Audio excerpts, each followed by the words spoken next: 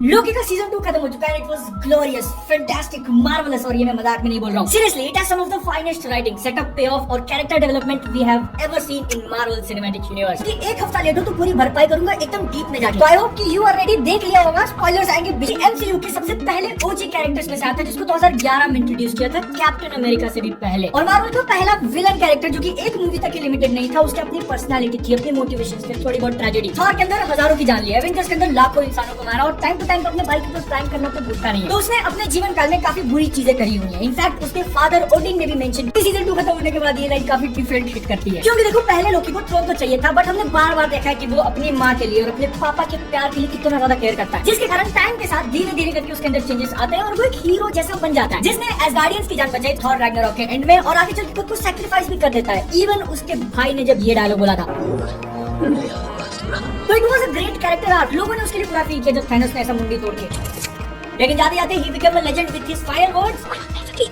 अगर मार्वल ने यहीं पे ब्रेक लगा दी होती फिर भी लोकी का जो कैरेक्टर है वो फैन फेवरेट्स में होता, लेकिन मार्वल ने क्या किया, इसके ऊपर सीरीज अनाउंस कर दी। और ये कितना बड़ा रिस्क था इसका अंदाजा तुम उसके भाई थॉर की तरफ देखकर लगा सकते हो। इन्फिनिटी वॉर एंड गेम से उसको दुनिया भर की पॉपुलैरिटी मिली, लेकिन अगली ही पिक्चर इतनी घटिया बना दी। थॉर की लेगेसी आज के दिन पे कहां है वो तुम खुद जज कर लो। यही सेम चीज लोकी के साथ भी हो सकती थी अगर ये वेब सीरीज मिसफायर कर जाती तो, but they had a plan to make 2 perfect seasons, जहां पर तुमको लग रहा है कि चीजें सर्कल में घूम रही है, बट वो सर्कल नहीं बल्कि एक स्पाइरल है। जितनी बार हम लोग पुराने सीन्स, पुराने सिचुएशंस को फिर से विजिट करते हैं तो उसके अंदर थोड़ा सही लेकिन डिफरेंस आया होता है। और जो मैंने बोला वो तुमने ध्यान से सुना ना कि 2 परफेक्ट सीजन, क्योंकि आज के डेट पे तो अपडेट ऐसा है कि तीसरा सीजन उन्होंने कुछ प्लान नहीं किया। This is the end. और ये फाइनल सीजन एक सैटिस्फाइंग हार्ट ब्रेक की जैसा फील होता है, जिसके अंदर अपने को ट्रेजेडी तो दिखती है लेकिन एक हैप्पी एंडिंग के साथ, जहां पर उसने अपने आप को एक तरीके से सैक्रिफाइस कर दिया ताकि उसके फ्रेंड्स और बाकी सारे लोग ही हू रिमेन्स के कंट्रोल से बाहर रह सके। वो जो ऐसा हल्का सा टेक्स्ट लिखा हुआ था ना कि सेंचुरीज लेटर, वो इतना ज्यादा गजब का था। उसको रीड करते वक्त सबसे पहले तो शॉक हो जाते हैं कि क्या सच में इतना टाइम दिया उसने। He really did it। उस इकलौते लाइन से अपने को 2 चीजें क्लियर होती है। It is not easy to go against the man who has conquered time। Plus अपने को लॉजिकल रीजन में मिल जाता है कि लोकी गॉड ऑफ द मल्टीवर्स कैसे बना। कैंग को जितनी भी सारी चीजें पता है वो सब कुछ सीख कर सदियों उसमें बिताकर। वैसे अगर सोचने जाओगे तो उसका लाइफ स्पैन 5000 साल तक हो सकता है एवरेज। इसलिए वो एक परफेक्ट कैंडिडेट भी था, क्योंकि ये सेंचुरीज उसके लिए रिलेटिवली 2-3 साल के बराबर है। लेकिन फिर भी भाई ने मेहनत तो करी, और तुम अगले स्टेज पे जाके सोचोगे तो लोकी की ट्रेजेडी ऑलमोस्ट हमेशा ही हार रहा है वो साउथ अफ्रीका की तरफ। पहले थॉर में भाई से हार गया, जो बायोलॉजिकल बाप है वो मर चुका है, जिसने पर्पस उसको बड़ा किया वो उसकी नजरों में कोई इज्जत नहीं। एवेंजर्स में एवेंजर्स से हार जाता है। थॉर 2 के अंदर उसको थ्रोन तो मिला लेकिन मां मर गई और बाप भी ऑलमोस्ट गायब। इन्फिनिटी वॉर की शुरुआत में थैनोस से हार गया। लोकी सीजन 1 के फिनाले में सिल्वियस को हरा देती है और सीजन 2 के एंड में भी वो कैंग से हार ही रहा होता है until he became the God of the multiverse. मैं उसी अमेजिंग सीन की बात कर रहा हूं जिसके अंदर वो सारे टाइमलाइंस को पकड़ के लेके जा रहा है। तुमको नहीं पता कि क्या चल रहा है, लेकिन फिर भी तुमको आइडिया है क्या चल रहा है, क्योंकि हियर इज द क्वेश्चन कि उसने ये कैसे किया। वो खुद अपने हाथों से टाइमलाइंस को जिंदा करके पूरे मल्टीवर्स को पावर कैसे दे रहा है। अब आप लोग एकदम डिटेल में जाके ऐसा नर्डी डिस्कशन करने वाले हैं तो एकदम ध्यान देना। लोकी अपनी पावर यूज करके जो लूम है उसको तोड़ देता है और उसके बाद हम लोग देखते हैं कि जो भी ब्रांचेस है वो मर रही हैं। क्यों? एक कॉमन रीजन जो तुमने शायद सुना होगा कि जो टेम्पोरल लूम है वो मल्टीवर्स को पावर दे रहा था और उसको जिंदा रख रहा था। तो लूम बनने से पहले कैसे चला था ये सब? करेक्ट आंसर मेरे हिसाब से, और लोकी की पूरी एंडिंग को समझाने के लिए मैं 2 पॉइंट्स तुम्हारे सामने रखता हूँ। पहला एकदम बेसिक क्वेश्चन कि ही हू रिमेन्स ने जो टेम्पोरल लूम बनाया है उसका पर्पस क्या था? ब्रांचेस को प्रून करके डिलीट करना ताकि मल्टीवर्सल वॉर कैंग्स के बीच में स्टार्ट ना हो, और यही वो इकलौता रीजन है टीवी भी एग्जिस्ट करती थी। अगला जो पॉइंट नंबर 2 है उसको लेके बड़ा क्लू अपने को मिलता है जब लोकी और ही हू रिमेन्स एंड में बात कर रहे हैं और लोकी बोलता है कि I will change the equation, I will break the loom. He who remains का अगला एकदम फटाक से डायलॉग है कि लूम जो है ना वो एक ब्रूटल वॉर को प्रिवेंट करता है, where nothing survives, not even the secret timeline, और इसीलिए वो ब्रांचेस मरने लगती हैं। क्योंकि लूम वहां पे है नहीं, लोकी ने उसको तोड़ दिया है, तो एक मल्टीवर्सल वॉर चालू हो चुका है और सब कुछ खत्म हो रहा है धीरे धीरे। और इसीलिए लोकी वो पर्सन था जिसने सबको रिवाइव किया। क्योंकि तुम सोच के देखो कि जो गॉड लोकी है उसकी पावर्स क्या है। इज अ गॉड ऑफ मिस्chief, वो लाइफ थोड़ी दे सकता है। नहीं, ये पावर उसके पास पहले भी नहीं थी और इस सीजन के अंदर भी नहीं सीखी उसने, बल्कि जो नया चीज उसको मिला है टाइम के ऊपर कंट्रोल। तो लोकी जो पहली बार ब्रांच को पकड़ के उसके अंदर अपनी पावर दे रहा है, मतलब वो टाइम का यूज कर रहा है चीजों को रिवर्स करने के लिए, लेकिन उसको छोड़ते ही टाइमलाइन फिर से बर्बाद होने लगती है। इसीलिए उसको रियलाइज होता है कि मुझे सबको पकड़ के रखना पड़ेगा। ऐसे करके उसने मल्टीवर्सल वॉर को रिवर्स किया हर एक टाइमलाइन में से, इसीलिए वो वापस से जिंदा हो पाया। तो अब वो बैठा है अपने थ्रोन के ऊपर चीजों को मॉडरेट करते हुए ताकि चीजें उस लेवल तक रीच ना हो। और वो कैसे कंट्रोल कर रहा है, कैसे ये कैंग का डोमिनेशन और उनकी आपस में फाइट को रोका जा रहा है, ये अपने को किसी मूवी में ही दिखा देंगे कैंगिनेस्ट। लेकिन ये भारी भरकम इन्फॉर्मेशन से थोड़ा पीछे हट के देखोगे तो कैसा लगता है ना कि एक तरफ पूरी आग लगी हुई है एमसीयू के अंदर और दूसरी तरफ अपने को एक ही कैरेक्टर के 2 ऐसे जर्नीज देखने मिल गए। दोनों ही एकदम ऐसा दिल को कष्ट पहुंचाने वाले, लेकिन देखकर अच्छा लगा। Loki is the only character in MCU जिसको ऐसा ट्रीटमेंट मिला हो। रिलीज के इतने दिनों बाद वीडियो बनाने का एक और फायदा है कि सामने काफी सारी थ्योरीज आ चुकी है। अब उसमें से कुछ एकदम जूसी वाली पिक करेंगे अपन। सबसे पहला कि अगर तुम सोच रहे हो कि लोकी क्या बन चुका है, मैनेजर, मॉडरेटर, करता धरता या फिर गॉड ऑफ द मल्टीवर्स, क्योंकि बेसिक्स ऐसे हैं, मार्वल ने कभी क्लियर नहीं किया कि अपने को जो टाइमलाइंस दिखे थे और जो यूनिवर्स है ना वो दोनों कंसेप्ट अलग अलग है। और 1 से लेके इन्फिनिटी वॉर तक हमने जिस लोकी को देखा वो एक यूनिवर्स का पार्ट। वेब सीरीज वाले टेसरेक्ट लेके भाग जाते हैं वो उस यूनिवर्स का एक अलग टाइमलाइन हो गया। सीजन 1 के अंदर जो हमने एलिगेटर लोकी देखा या फिर सिल्वी हो गई, वो डिफरेंट यूनिवर्स का पार्ट है। टीवी खुद ये सारे यूनिवर्स से एक डिफरेंट प्लेस पे एग्जिस्ट करता था और वहाँ से सबको एक साथ मैनेज करके जो इकलौती स्टोरी हर एक यूनिवर्स के अंदर चलनी है डिसाइड कर लिया, वो बन गया सीक्रेट टाइमलाइन। लास्ट एपिसोड के अंदर जब लोकी ने ये सब कुछ मैनेज करने वाले डिवाइस को ही तोड़ दिया तो उसके सामने अलग अलग यूनिवर्स भी है और उनके अलग अलग टाइमलाइंस भी है। इतना सब कुछ नहीं पल्ले पड़ रहा है तो कुल मिला के सिंपल सी बात की अब तो पूरे मल्टीवर्स का एक मैनेजर, बॉस, ओनर बन चुका है, कंट्रोलर बन चुका है। ये ज्यादा बेटर वर्ड है क्योंकि अब उसके हाथ में कि किसको कितनी फ्री विल देनी है और कितनी नहीं। इसी लॉजिक से वो पूरे एमसीयू का सबसे स्ट्रॉन्गेस्ट कैरेक्टर बन चुका है। Thor, Thanos, Wanda, even Eternals के अंदर जो सेलेस्टियल्स दिखाए थे, क्योंकि जिनके भी नाम मैंने लिए वो हर यूनिवर्स के अंदर एक डिफरेंट वेरिएशन में एग्जिस्ट करते हैं, बट लोकी द कॉन्करर सिर्फ एक। मैं उम्मीद करता हूँ कि यहाँ तक की चीजें तुमको समझ में आ गई होंगी क्योंकि अब ऐसे आने वाली है गूगली। वर्ल्ड कप का टाइम है यार, थोड़ी क्रिकेट वाली बातें निकल जाती है। जिस गूगली की मैं बात कर रहा था ना, ऐसा पॉसिबल है कि ये टीवी है, ही हू रिमेन्स या फिर लोकी के हाथ में अभी जितना भी तुम देख रहे हो कंट्रोल, वो मार्वल में पूरा का पूरा मल्टीवर्स नहीं बल्कि उसका एक छोटा सा पोर्शन है बस। रिक एंड मॉर्टी जिसने भी देखी उसको समझने में थोड़ा इजी होगा, बट उसके अंदर बेसिकली रिक नाम का जो कैरेक्टर है, मैड जीनियस साइंटिस्ट, उसने हर वो यूनिवर्स जिसके अंदर वो एग्जिस्ट करता है और वो सबसे ज्यादा स्मार्ट है, उसका एक अलग क्लब बना दिया था सारी यूनिवर्स का मिला के, और उसी के अलग अलग वेरिएंट्स उसके ऊपर राज किया करते थे बेसिकली। फिर मॉर्टी नाम का जो कैरेक्टर है वो इसमें से छूट के बाहर निकल जाता है और उसको ऐसी दुनियाएं मिल सकती हैं जिसमें रिक नाम का कैरेक्टर एग्जिस्ट नहीं करता। कहने का मतलब कि ऐसे यूनिवर्स भी एग्जिस्ट कर सकते हैं जो कि लोकी की उस फाइनल ट्री वाले फॉर्म से अलग है, बाहर है, जिसके कारण एक बात की पॉसिबिलिटी बन जाती है कि उस यूनिवर्स में से कोई कैंग का वेरिएंट आएगा वॉर करने के लिए। ऐसा मैं क्यों बोल रहा हूँ, इस बात की पॉसिबिलिटी कहां से? मिस्टर ही हू रिमेन्स का डायलॉग है, my variants are out there. ये सीन तब था जब सिल्वी ने उसको नहीं मारा था और सीक्रेट टाइमलाइन की ब्रांचेस बनना चालू नहीं हुई थी। ऐसे में अगर सारे के सारे यूनिवर्स उसके कंट्रोल में, तो वो किसकी बात कर रहा हो? रिप्लाई में लोकी बोलता है